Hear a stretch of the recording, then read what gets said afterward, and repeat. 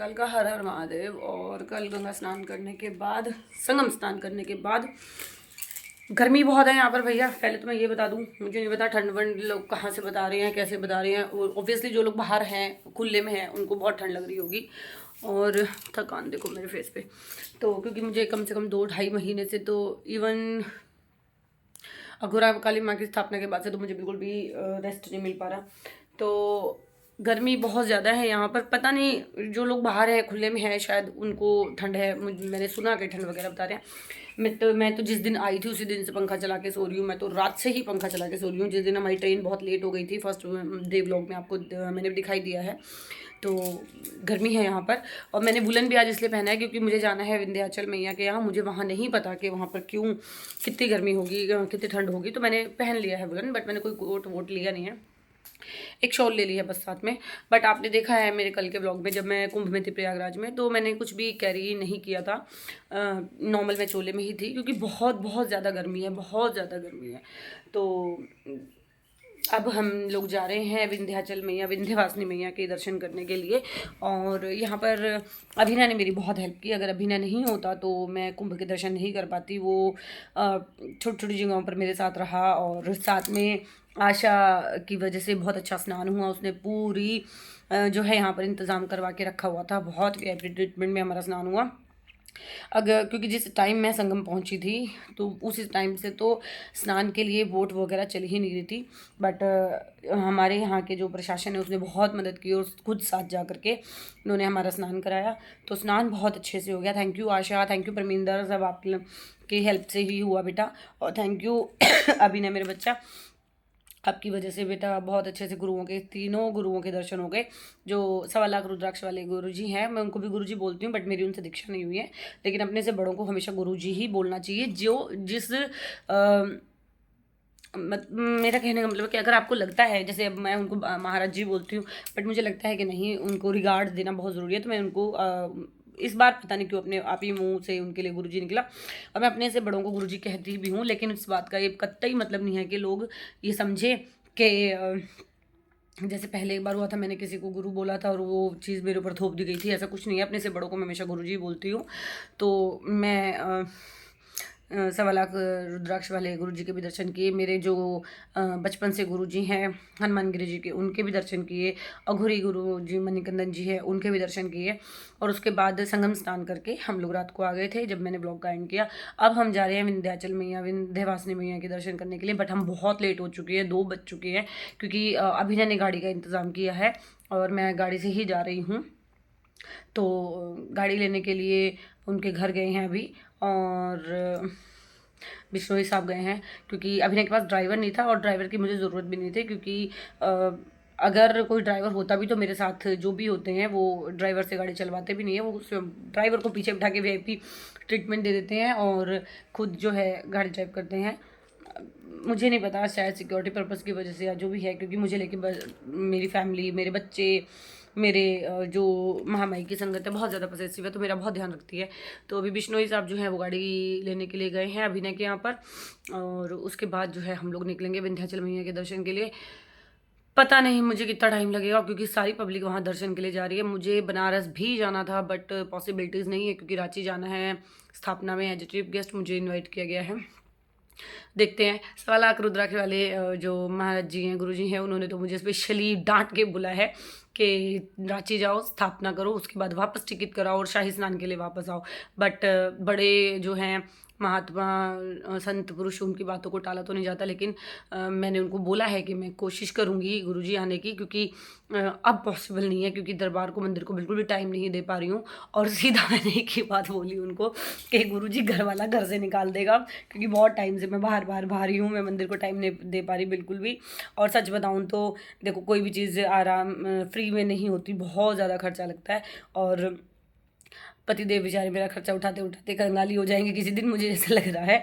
तो बहुत से लोग बोलते हैं कि मंदिर से कमाती है, दरबार लगा के कमाती है, तो उसका जवाब ये है कि भाई पिछले 1 साल से ढंग से दरबार लग ही नहीं रहा है, क्योंकि due to some family reasons, due to my health issues, due to any other reasons.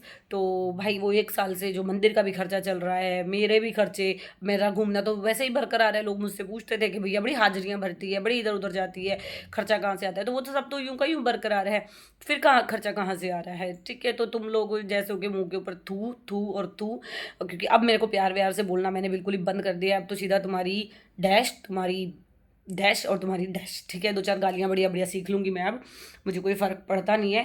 और वैसे भी मुझे संसार का कभी ये फ़र्क पड़ा नहीं, बचपन से मैं ऐसी हूँ, मुझे अपने से मतलब है, जो मुझे करना है मुझे करना है। किसी ने मुझे किस चीज़ को करने के लिए मना किया तो वो तो मुझे जानबूझ के करनी है, तो इस चीज़ का खासकर ध्यान रखें मुझे ज्ञान देने वाले, ठीक है? तो दोबारा शाही स्नान के लिए आना इम्पॉसिबल है, और सच कहूँ तो मैं पूछूंगी भी नहीं गुरुजी से, वरना भैया इस बार डंडे से डांट पड़ जाने वाली है, बढ़िया पिटाई लगने वाली है।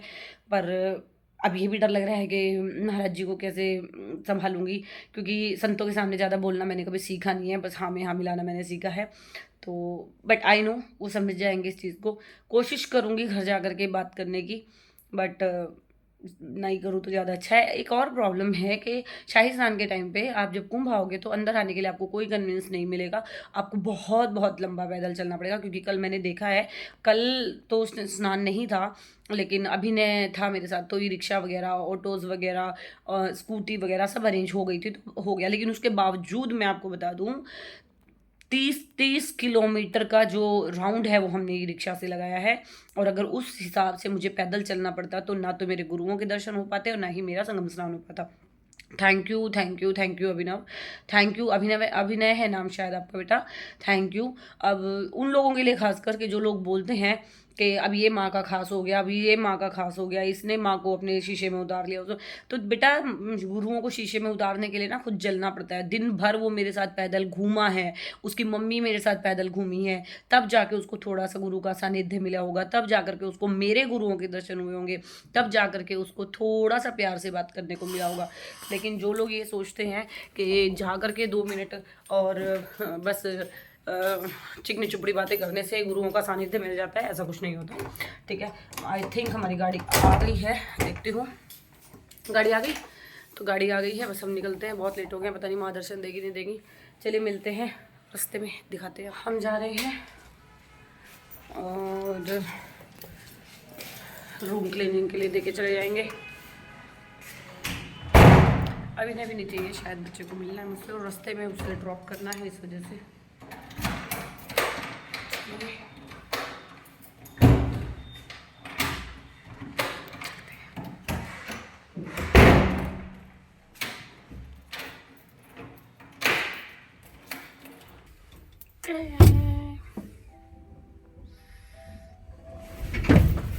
ऐसे मत करो, इसको जाते ये ओम साईकाल का ये है अभिनय, जिसकी वजह से कुंभ दर्शन हुए मेरे। आशा भी है, खुश रहे बेटा, खुश रहे खुश रहे खुश रहे बच्चा, खुश रहे खुश रहे। आशा भी है बट वो यहाँ है नहीं, आएगी तो मंदिर आप लोगों से मिलवाऊंगी, जिनकी वजह से हमारे कुंभ दर्शन हो रहे हैं। चलिए चलते हैं विंध्याचल मैया के दर्शन करने। बहुत लेट हो गया। अभी कितना टाइम हुआ बेटा? तो अब तू शीशे में उतार रहा है मुझे? हाँ हाँ नहीं मम्मी आप 1 से 1.5 घंटे में यहाँ से पहुँच जाएंगी अब बाई कार से। ठीक है, जिस हिसाब से भैया की ड्राइविंग है उस हिसाब से 1.5 घंटे में आप पहुँच जाओ। तूने देख ली? हाँ मैंने देख ली, बहुत अच्छी ड्राइविंग है भैया की। पकड़ के बैठा होगा। मतलब डर लग रहा था सच में। मामा मामा नहीं ड्राइव अच्छी करता है।